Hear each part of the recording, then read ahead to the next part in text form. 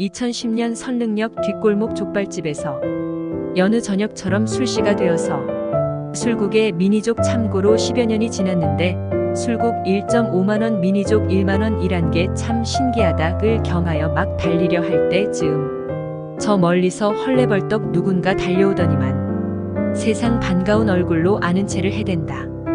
난 누구보다 사람 기억을 정말 잘한다. 스쳐 지나가는 사람들 중 옛 기억의 편린 속 국민학교 때 목욕탕 때밀이를 기억해낼 정도이니 무슨 이런 시잘데 없는 능력을 줬는지 조물주에게 살짝 원망도 했지만 암튼 찰나의 순간 도저히 모르겠다. 그냥 검은 테 안경 낀 단발의 여인 아니 그냥 너무 평범한 아줌마인데 지금도 이 모습만 기억난다. 아니 강남의 실세를 이런 곳에서 뵙게 되어 영광이라고. 그 다음 말은 뭐 시덥지 않게 주저리 중요한 건 그 자리에 동석한 분들이 꽤나 고위직 분들이라서 어깨뽕이 아주.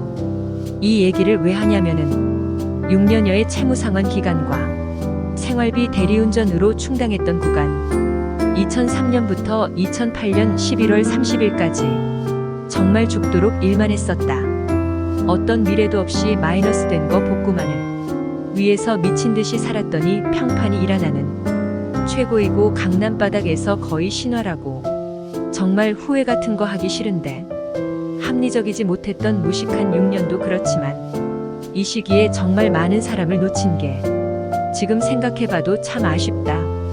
그렇게 돈을 버는데도 밥 한 끼를 안 사니 앞에선 최고라 하고 뒤에선 다들 떠날 준비를 했던 거다. 근데 난 안 사는 게 아니라 못 샀던 거라 변명되고 싶다. 7시부턴 저녁 약속이 없으면 여지없이 대리운전을 하러 가야 생활비 220만원을 맞출 수 있기에 대리운전하는 건 비밀이었으니 핑계 저 핑계로 빠져나가다가 회식비 하라고 10만원 주면 그걸 갖고 또 그리 욕을 해댔단다. 그래서 그 시기에 정말 좋은 인연들을 건사하지 못한 게 참 안타깝다. 해시태그 시절 인연이라고 그 시기 지나서 만나봐야 서로 다른 세상에 있을 뿐이다. 하얀 백지장처럼 한번 구겨지면 그걸로 끝이다. 절대 원상복구 안 된다. 미련 갖지 말아라. 떠나간 인연에 매달려봤자 쪽팔린 건 거울 속 너뿐이니. 암튼 강남 실세 이 단어가 아주 오만방자 개주접의 길로 뛰어들게 했다.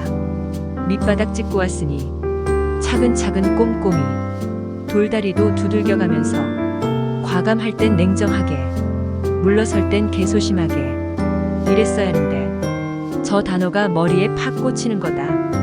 나도 모르게 머릿속 맘속 아로 새겨져 있는 주접의 구간. 저 일은 그 당시 술국과 미니족으로 다시 일만 할 수 있게 되었습니다 라고 인간적인 나의 모습을 재조명할 기회였는데 그날 이후로 내가 변한 거다.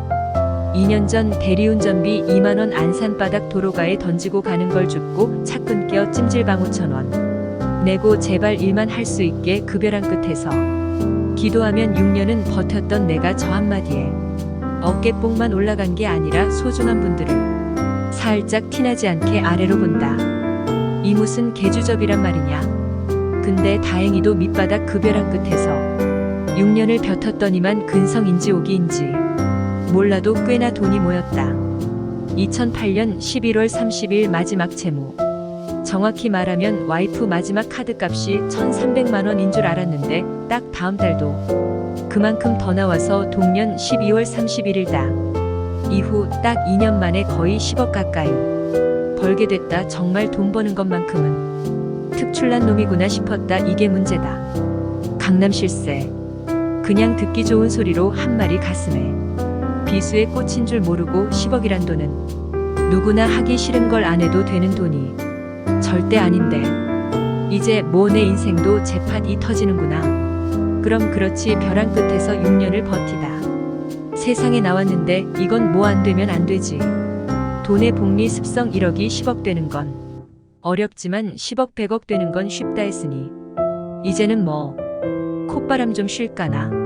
신혼여행 이후 여름 휴가를 10년 만에 와이프와 9살 된 아들과 제주도로 떠난다.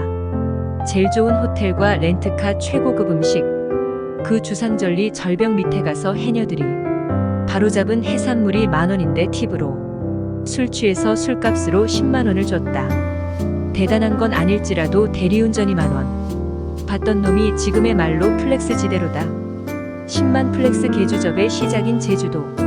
2010년 결혼 후 10년 만에 첫 휴가 때이다. 뭐 암튼 그래서 일 안 하고 돈을 펑펑 쓰다가 사업도 쫄딱 망해서 술 처먹고 정선이나 가사고 폐인 생활 6개월 했다라는 조선시대 신파극 같은 얘기가 아니라 또 한 번 진짜 재팟이란 걸 터트릴 놈인지 시험한다. 참 무심하다. 하늘에 계신다면 높은 분이길 바란다. 직책도 낮은 양반이 일이 시험했다면 더 화날 듯하니 말이다. 10억 가까이 모을 때까지 정말 일만 하고 누구의 말도 안 들었다.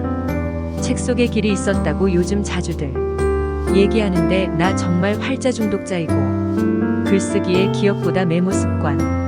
세상에서 가장 큰 감동이 월급 받은 직원이 책 선물해 주는 거일 정도로 정말 활자 중독, 독서 중독자이다.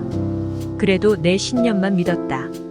책 속에 길이 있었다면 6년을 그리 보냈으면 안 되지 라는 꼬리지로서 암튼 지금 하는 일이 10억 딱 넘는 순간 우습게 보이기 시작한 거다. 내가 실세인데 그것도 강남 실세.